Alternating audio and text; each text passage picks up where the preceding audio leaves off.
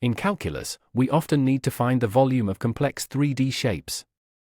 While the disk and washer methods are common, they aren't always the most efficient choice depending on how our functions are defined.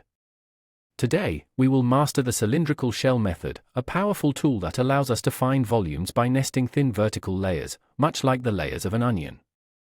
Why learn a new method? Sometimes, solving for x in terms of y is mathematically difficult or impossible. The shell method allows us to integrate with respect to x even when rotating around a vertical axis.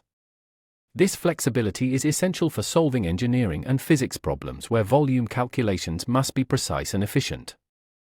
To understand the formula, imagine a single thin cylindrical shell. If we cut this shell vertically and roll it out flat, it becomes a rectangular prism. The length of this prism is the circumference of the circle, its height is the height of the shell, and its thickness is the change in radius. This geometric visualization is the foundation of our integral. Before we build the integral, remember that the circumference of any circle is 2 pi times the radius. In the shell method, when we rotate around the y-axis, the radius of any given shell is simply the x-coordinate. This relationship is what links our 2D function to the 3D geometry of the rotating solid. The second component we need is the height of our shell. For a region bounded by a function and the x-axis, the height at any point x is just the value of the function f(x). By multiplying our circumference by this height, we get the surface area of the side of the shell, which we will then integrate. Combining these pieces gives us our master formula. The volume V is the integral from a to b of 2 pi times x times f(x) dx. Here, 2 pi x represents the circumference, f(x) represents the height, and dx represents the infinitesimal thickness of each shell. Summing these infinite shells gives us the total volume of the solid. Think of the integral as a summation process. We start with a single shell and keep adding more, thinner shells. As the thickness dx approaches 0, the sum of these shells perfectly fills the volume of the solid. This is the beauty of calculus, turning an infinite number of thin layers into a single, solvable mathematical expression. What if the region is bounded by two functions? Just like finding the area between curves, the height of our shell is the top function minus the bottom function. This ensures our height is always a positive value. In our integral, we will replace the single f(x) with this difference to account for the gap at the bottom. Now we set up the integral. We have the integral from 0 to 2 of 2 pi times x squared dx. We can simplify the integrand to x cubed and pull the constant 2 pi outside of the integral to make the calculation cleaner. This leaves us with a simple power rule integration to perform. Integrating x cubed gives us x to the fourth divided by 4. Evaluating this from 0 to 2, we plug in our upper limit to get 16 over 4, which is 4. Multiplying by our constant 2 pi, we find the final volume is 8 pi cubic units. This represents the total space occupied by the solid generated by our parabola. We set up the integral as 2 pi times the integral from 0 to 1 of x times the quantity x minus x squared. Distributing the x gives us x squared minus x cubed. By performing the setup carefully, we've turned a complex 3D problem into a standard polynomial integration that is easy to solve.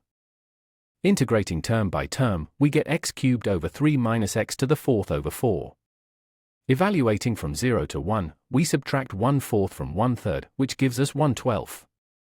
Multiplying by 2 pi, we arrive at our final volume of pi over 6.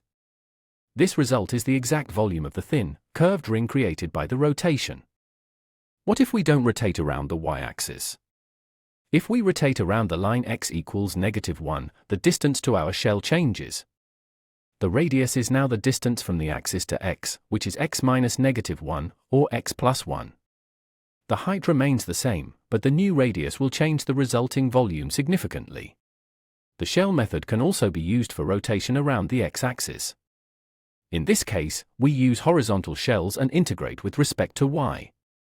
The radius becomes the vertical distance y, and the height is the horizontal function x equals f, y.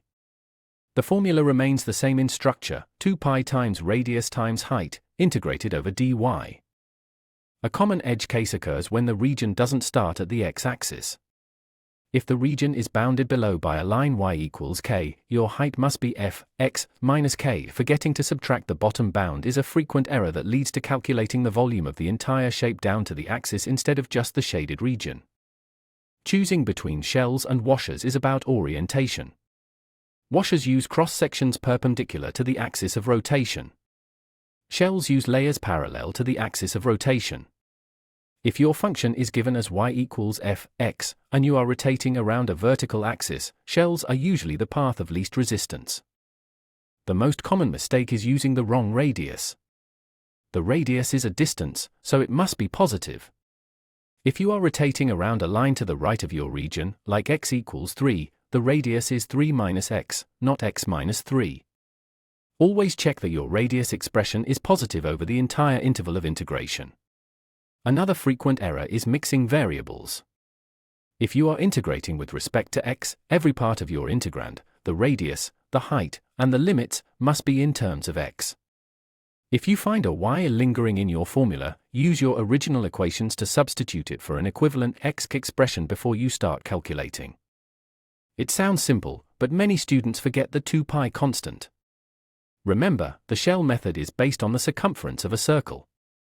Without the 2 pi, you are just calculating a weighted area, not a 3D volume. Make it a habit to write the 2 pi outside the integral symbol before you even look at the function. To summarize, success with the shell method comes down to 4 steps. First, sketch your region and the axis of rotation. Second, identify your radius and height as functions of the integration variable. Third, set up your integral using the 2 pi constant. Finally, use the fundamental theorem of calculus to evaluate and find your volume. Keep these takeaways in mind. Shells are always parallel to the axis of rotation. The radius is the distance from the axis to your slice, and the height is the length of that slice. By thinking of the solid as a collection of nested shells, you can solve volume problems that would be much harder using other methods. Here is a quick challenge for you. Look at the function y equals 3x minus x squared. If we rotate the region between this curve and the x-axis around the y-axis, how would you set up the integral? Take a moment to identify the radius and the height before we reveal the answer. The radius is x and the height is the function 3x minus x squared. Our limits are 0 and 3, where the curve hits the x-axis. The final setup is 2 pi times the integral from 0 to 3 of x times the quantity 3x minus x squared. Solving this would give you the total volume of the resulting solid. You have now mastered the cylindrical shell method. Whether you are rotating around the y-axis, the x-axis, or any other line, the principles remain the same. With practice, you'll be able to choose the best method for any volume problem you encounter. Thank you for watching. Generated by Vision Solve AI.